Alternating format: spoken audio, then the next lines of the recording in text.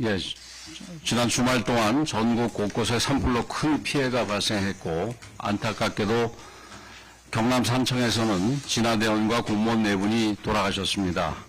고인들의 명복을 빌며 유가족분들께 심심한 위로의 말씀을 드립니다. 고귀한 희생을 기억하며 예우의 소홀함이 없도록 하겠습니다.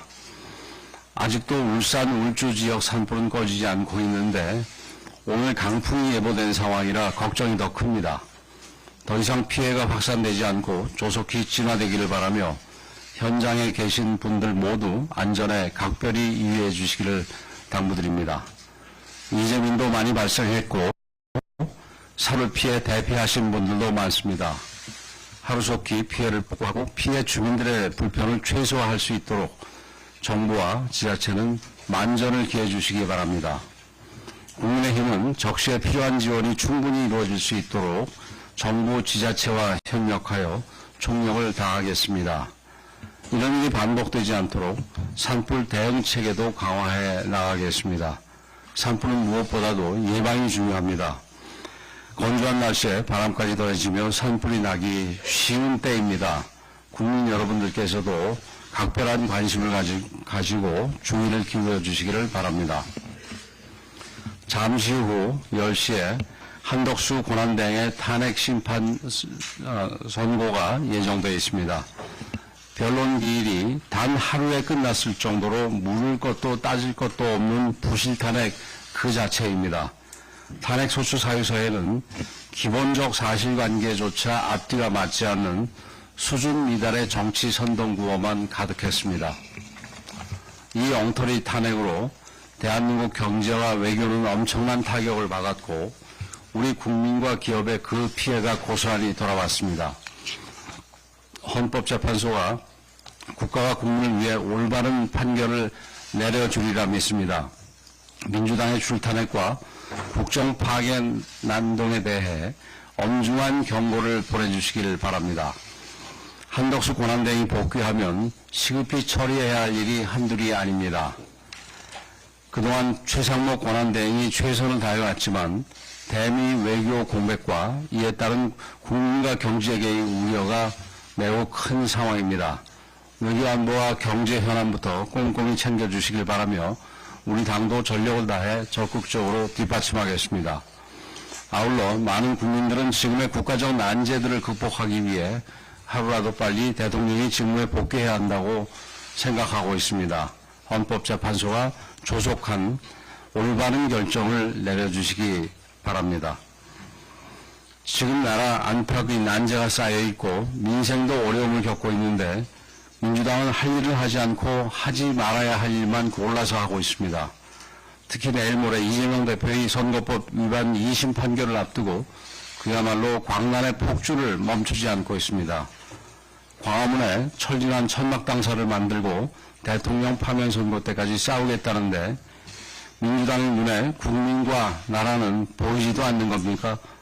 스스로 국정 파탄의 주범이자 반헌법 내란 세력임을 자인하는 것입니다. 이재명 대표는 탄핵이 기각되면 나라가 망할 것이라고 극언을 했습니다. 하지만 정작 많은 국민들은 이재명 대표야말로 대한민국 정치의 빌런이고 국정의 가장 큰 걸림돌이라고 생각하고 있습니다. 왜 번번이 믿지 못하는 정치인 1위, 비호감 정치인 2위를 독차지하는지 스스로를 한번 돌아보기 바랍니다. 거대야당 민주당이 이재명 독재정당으로 변질되면서 민주당은 이재명 한 사람의 사법 리스크를 막느라 온 나라를 비정상적 상황으로 몰아넣고 있습니다. 국회를 이재명 방탄기지로 만들었고 정부를 마비 상태에 빠뜨렸으며 사법부까지 겁박하고 회유하며 혼란으로 몰아넣었습니다. 이야말로 진짜 내란행위 아니겠습니까? 그러다 보니 민주당의 의정활동도 모순투성입니다. 경제를 살리기 위해 추경이 필요하다고 주장하면서 경제정책의 수장인 최상목 권한대행을 탄핵하겠다고 합니다. 입으로는 기업을 살려야 한다고 외치면서 기업 다스기는 국회 증언감정법과 노란봉투법을 또다시 발의했습니다. 도대체 민주당은 경제를 살리겠다는 겁니까? 죽이겠다는 겁니까? 이에 맞장구라도 치는 듯 민노총까지 가세해서 대통령 탄핵을 외치며 총파업을 벌이겠다고 합니다. 명백한 정치 파업이며 사회 혼란을 부추기는 내란 행위에 다름 아닙니다. 이번에도 북한 지령을 받은 것은 아닌지 의심스럽습니다.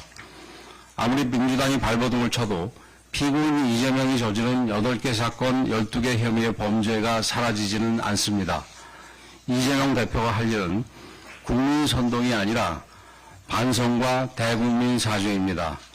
국민의힘은 집권여당으로서 좌고우면하지 않고 해야 할 일을 다 하겠습니다. 민생을 살피고 경제를 살리는데 당의 총력을 쏟겠습니다.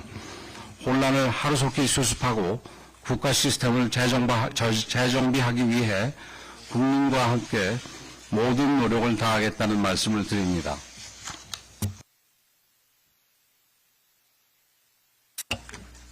오는 26일에는 민주당 이재명 대표의 선거법 위반 2심 판결이 있습니다.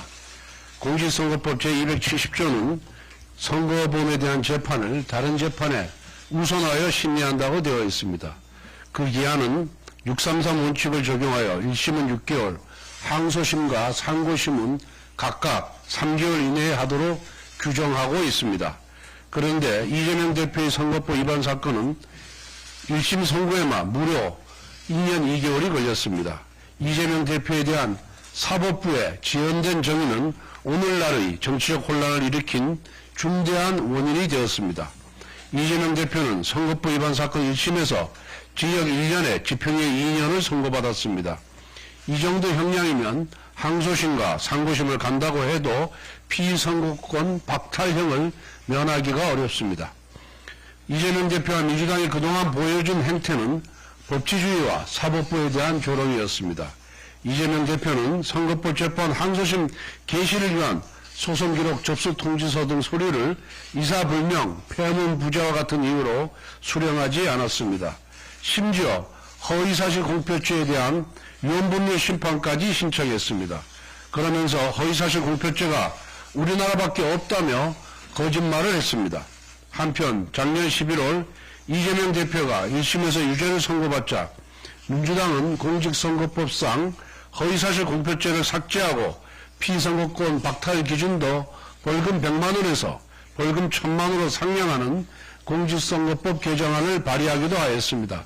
이와 같은 민주당의 행태는 죄를 지었으니 법을 없애버리겠다는 뜻입니다. 사기꾼이 사기죄를 없애고 도둑놈이 절도죄를 없애는 것과 무엇이 다릅니까? 이재명 대표와 민주당이 비록 겉으로는 무죄 운운하고 있지만 속으로는 유죄를 확신하고 있을 겁니다. 그렇기 때문에 재판 지연을 비롯한 해괴한 공작을 해온 것입니다. 게다가 이재명 대표는 이미 전과 사범입니다. 지금은 8개 사건에서 12개 혐의로 5개의 재판부에서 재판을 받고 있습니다. 가히 죄 대표라고 불려도 손색이 없습니다. 어제 박찬대 원내대표는 오늘의 범죄를 처벌하지 않으면 내일은 더 큰 범죄가 일어난다고 주장했습니다. 그대로 이재명 대표에게 돌려드리면 딱 맞는 말입니다. 이재명 대표의 공직선거법 위반 사건을 비롯한 재판에서 사법부의 신속하고 엄정한 판결을 촉구합니다. 사법부는 633 원칙을 지키지 않아 손상되었던 자신의 권위를 공정한 판결로 회복하기를 바랍니다. 우리 경제가 유례없는 복합 위기에 처해 있습니다. 미국발 글로벌 통상 전쟁과 관세 전쟁의 직격탄이 쏟아지는 가운데 OECD는 한국의 경제 성장률 전망치를 3개월 만에 2.1%에서 1.5%로 대폭 하향 조정하였습니다. 국내적으로 제2금융권인 카드사와 저축은행의 대출 연체율이 10년 만에 최고치를 기록했습니다. 카드사 연체율은 지난해 말 1.65%로 2014년 이후 가장 높았고 카드론과 현금 서비스 이용액도 3년 내 최대치를 기록했습니다. 저축은행 연체율도 8.52%로 2015년 이후 최고치이며 3개월 이상 연체된 비율은 11%에 육박합니다. 불황의 직격탄을 맞은 서민층이 급전창구로 내몰렸지만 그마저도 상환하지 못하는 최악의 상황입니다. 가계소비의 최후의 보루로 꼽히는 교육비마저 감소하고 있고 최근 3개월새 폐업한 자영업자는 27만 명에 이르고 있습니다. 국민의 일상마저 무너지는 심각한 위기 상황입니다. 이럴 때일수록 외교, 통상, 경제를 이끄는 컨트롤 타워의 리더십이 무엇보다 중요합니다. 그런데도 민주당은 대통령과 국무총리 탄핵에 이어 기어이 경제부총리 탄핵안까지 발의하고 연일 장애투쟁을 하며 최대한 탄핵을 협박하고 있습니다. 사상 초유의 대한민국 국가 리더십 공백 상태입니다. 최상목 대행에 대한 탄핵은 한국 경제에 대한 탄핵입니다. 민생경제마저 파괴하는 최악의 행패입니다. 이재명 대표의 방탄과 대권 야욕에 방해가 되면은 국정이건 경제건 민생이건 모조리 탄핵하고 제거하겠다는 테러 정치입니다. 최상목 권한대행이 미국 스콧 벤센트 재무장관과 화상 면담을 한 것이 불과 2달도 되지 않았습니다. 한덕수 대행 역시 바이든 미국 대통령과 통화한 지 보름도 되지 않아 탄핵 소추를 당했습니다. 이렇듯 민주당의 탄핵 폭주로 인해 정부 인사는 누가 언제 직무정지를 당할지 모를 지경입니다. 이러한 대혼란 속에서 미국을 비롯한 우방국들은 과연 대한민국의 누구와 진지한 대화를 나눌 수 있겠습니까? 국가 운영의 최소 안정성마저 무너진 오늘의 국가 위기를 끝내는 길은 민주당이 지금이라도 최상목 부총리에 대한 탄핵 소추안을 철회하는 것뿐입니다. 국익과 민생을 외면한 정치 세력을 기다리는 것은 국민의 준엄한 심판뿐이라는 점을 명심하기 바랍니다.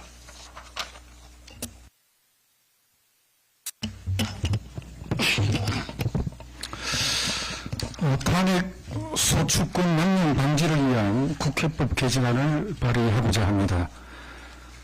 거대 야당인 민주당을 포함한 야5당이 기어이 최상목 대통령 권한대행 탄핵 소추안을 발의하면서 국민적 반발과 공분이 확산되고 있습니다. 윤석열 정부 출범 이후 민주당이 발의한 탄핵 소추안은 총 30건에 달하며 이는 우리 헌정사는 물론 세계 민주주의 역사에서도 전무후무한 일이 되었습니다. 대통령의 직무가 정지된 비상시국에 한덕수 대행을 탄핵한 것도 모자라서 대행의 대행까지 탄핵하겠다는 것이 바로 국헌문란이라는 비판 여론이 거세지고 있습니다. 대한민국 정부 수립 이후에 문재인 정부까지 약 74년 동안 발의된 탄핵 소추안은 총 21건에 불과했지만 윤석열 정부 들어 최근 2년 동안 민주당 주도로 무려 29건이 발의되면서 탄핵 소추가 헌법적 책임이 아닌 정치적 도구로 악용되고 있다는 평가를 받고 있습니다. 최근 발의된 8건의 탄핵 소추안이 모두 헌법재판소에서 기각된 사실은 법적 요건조차 갖추지 못한 탄핵 시도가 나쁜 정치적 목적에 따라 반복되고 있음을 명확히 보여줍니다. 탄핵 심판 절차에 따라서 약 4억 6천만 원의 국민 혈세가 투입되는 등 불필요한 국가적 행정적 비용도 초래되었습니다. 이에 국민의힘은 작년 9월에 이미 탄핵 소추 남용 방지에 관한 특별법을 당론 발의했고 지난주 금요일에 신동욱 의원 등 17명의 의원은 헌법재판소가 탄핵 심판에서 기각 또는 각하 결정을 한 경우에 해당 탄핵 소추를 발의한 의원 또는 소속 정당이 절차에 소요된 비용의 일부 또는 전부를 부담하도록 하는 내용을 골자로 하는 국회법 개정안을 발의했습니다. 거대 야당 민주당에 당부드립니다. 책임 있는 정당이라면 국정 운영에 혼란을 초래하는 무분별한 정치 공세보다는 민생과 국민과 헌정을 먼저 생각하는 진중함이 필요할 것입니다.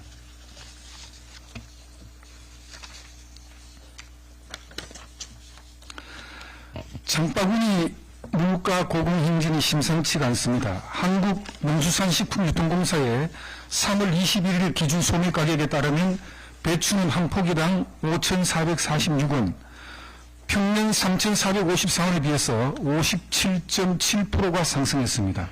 무도 한 포기에 2,906원으로 69.94%, 당근은 1kg당 6,289원으로 59.8%나 올랐습니다.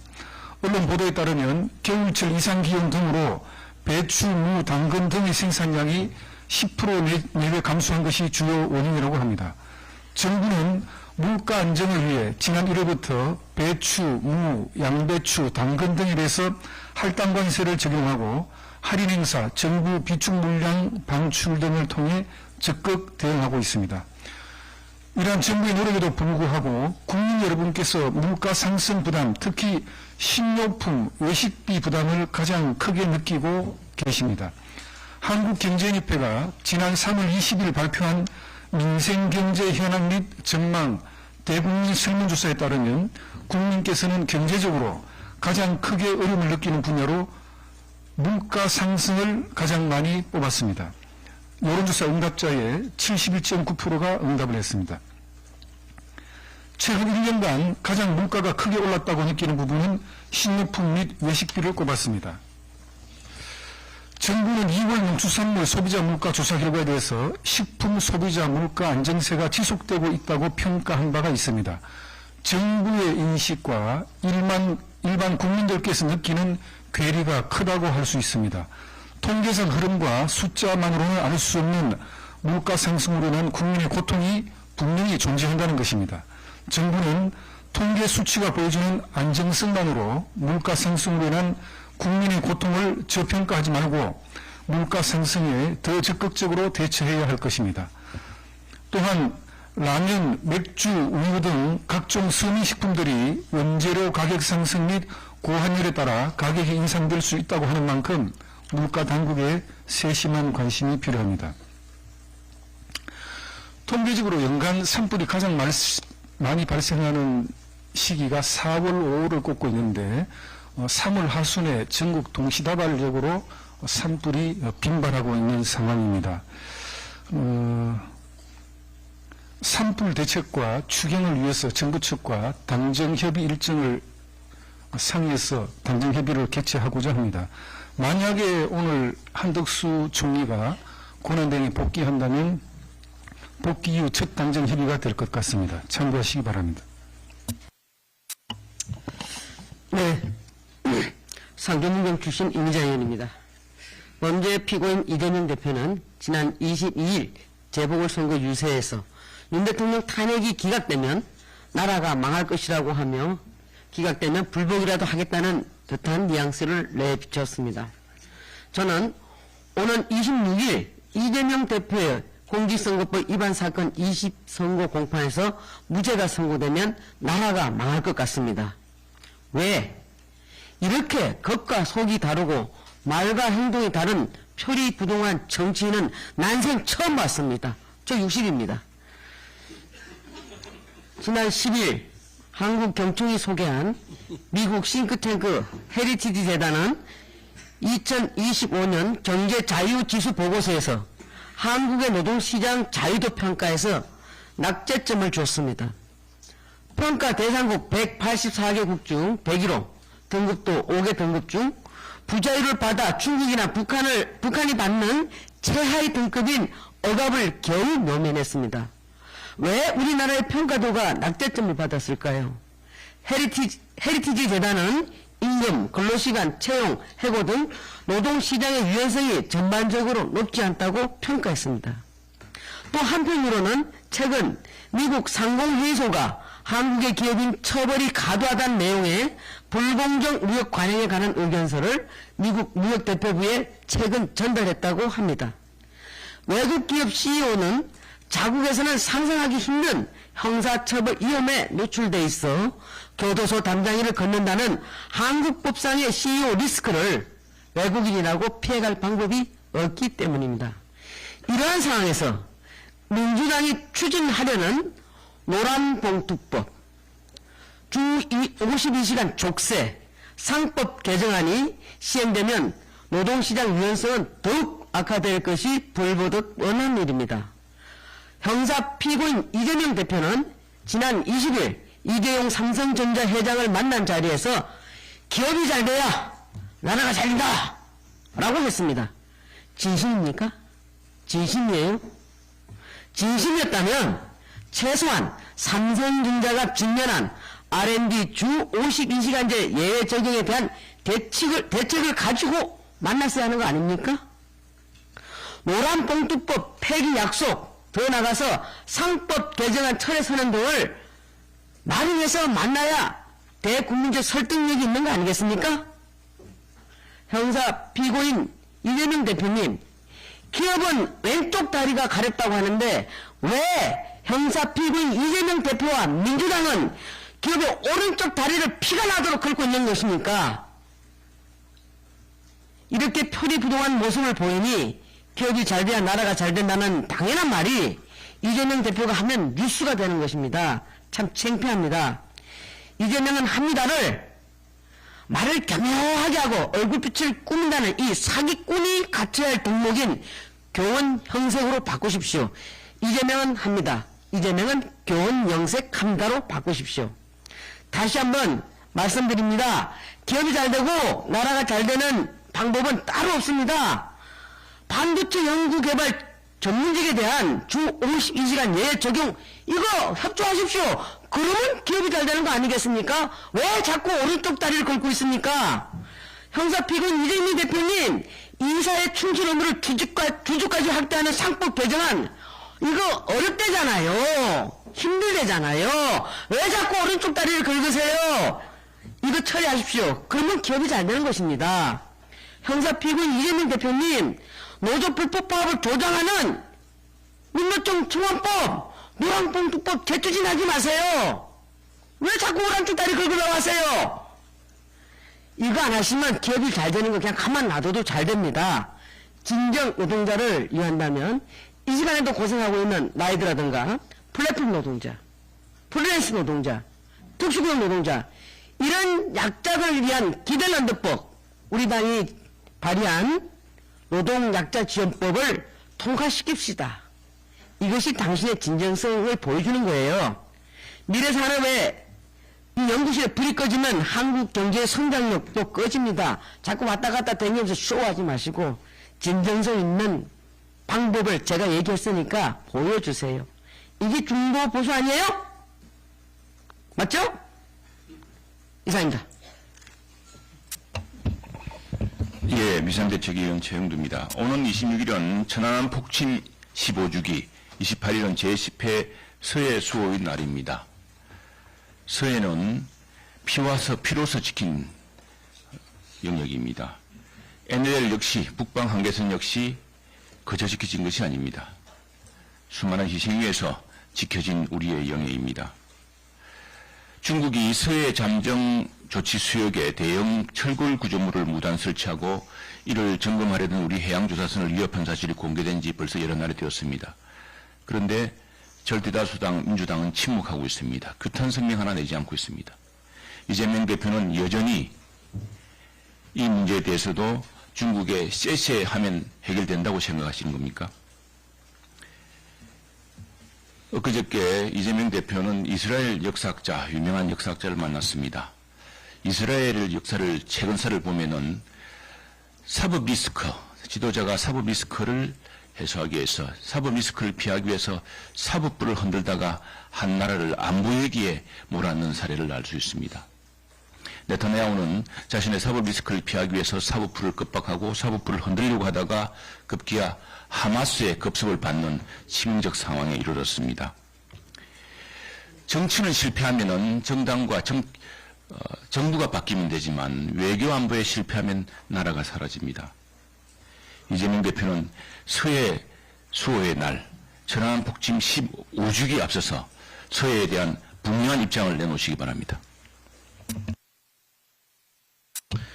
먼저 산불 진화를 위해 노력하시다 희생되신 분들과 유가족께 진심으로 위로의 말씀을 드립니다. 관계부처와 지자체가 가용자원을 총동원해 더 큰 피해가 발생하지 않도록 최선의 노력을 다해주시길 당부드립니다. 오늘 한덕수 대통령 권한대행에 대한 탄핵 심판 결정이 나옵니다. 기각이냐 각하냐의 문제이지 한덕수 권한대행의 복귀는 민주당 의원을 포함한 대다수 사람들의 의견이 일치합니다. 애당초 한덕수 권한대행은 탄핵 사유가 없었고 의결 정족수 절차에도 심각한 문제가 있었기 때문입니다. 대통령 탄핵이라는 헌정 질서의 위기 상황에서 한덕수 권한대행 탄핵을 강행한 이재명 대표와 민주당은 국민에게 사죄하고 그 정치적 책임을 져야 합니다. 이번에도 줄탄핵에 대한 사죄 없이 어물쩍 넘어간다면 국민이 용납하지 않을 것입니다. 한덕수 대통령 권한대행이 복귀하면 국가안전보장회의를 소집해 서해 잠정조치 수역에 중국 구조물 설치 대응 방안을 마련해야 합니다. 서해 잠정조치 수역은 한국과 중국이 체결한 어업협정을 통해 자원 채취와 구조물 설치를 못하도록 설정되어 있습니다. 어업과 항행만이 가능합니다. 그런데 중국은 얼마 전부터 서해 잠정조치 수역에서 콘크리트 구조물을 무단 설치하고 최근에 그 숫자를 늘리고 있습니다. 특히 지난 2월 26일에는 우리 해수부 해양조사선이 이 구조물에 접근하자 흉기로 접근을 차단하기도 했습니다. 중국 측이 우리 측의 강력 항의에도 불구하고 구조물을 무단 설치하려는 의도가 무엇이겠습니까? 남중국해처럼 구조물을 빌미로 서해 잠정조치 수역을 중국 영해라고 주장하기 위한 것이 아니겠습니까? 서해의 분쟁 지역화는 우리의 국가안보에 심각한 위협입니다. 남중국해 분쟁과 같은 사태는 반드시 막아야 합니다. 한덕수 권한대행은 중국 정부가 잘못된 판단을 하지 않도록 국가안전보장회의를 통해 강력 경고하고 중국 구조물에 대응하는 우리 측 구조물 설치 등 적극적인 대응 방안을 마련하십시오. 민주당에도 촉구합니다. 서해의 중국 구조물은 국가안보 차원의 문제입니다. 중국 정부가 우리를 얕보지 않도록 힘을 모읍시다. 어차피 기각될 최상목 탄핵안은 철회하고 민주당 차원에서 중국 구조물 철거에 대한 강력한 성명을 내줄 것을 요청합니다. 이상입니다. 최보영 비대위원입니다. 먼저 산불 진화 과정에서 소중한 목숨을 잃으신 분들께 깊은 애도를 표합니다. 또한 이재민 분들께 진심 어린 위로를 전합니다. 모든 피해자분들의 빠른 회복을 바라며 현장에서 최선을 다하고 계신 공무원과 진화대원 분들의 안전을 진심으로 기원합니다. 민주당이 또다시 탄핵의 늪으로 국정을 끌어내리고 있습니다. 이재명 대표의 몸조심하라는 협박성 발언 직후 민주당은 경제를 총괄하는 최상목 대통령 권한대행마저 탄핵소추로 직무를 정지시키겠다고 나섰습니다. 한덕수 총리 탄핵으로 국정을 마비시킨 것도 모자라 경제위기와 복잡한 정세 속에서 이제는 경제 컨트롤 타워까지 끌어내리겠다는 것입니까? 정녕 민주당은 대한민국 경제와 국민의 삶을 안중에도 없는 것입니까? 이재명 대표와 민주당에게 대한민국은 도대체 무엇입니까? 그저 자신들의 정치적 야욕을 달성하기 위한 도구에 불과한 것입니까? 국정을 책임지는 자리에 대한 탄핵이 정쟁의 도구로 전락한다면 그 피해는 오롯이 국민에게 돌아갑니다.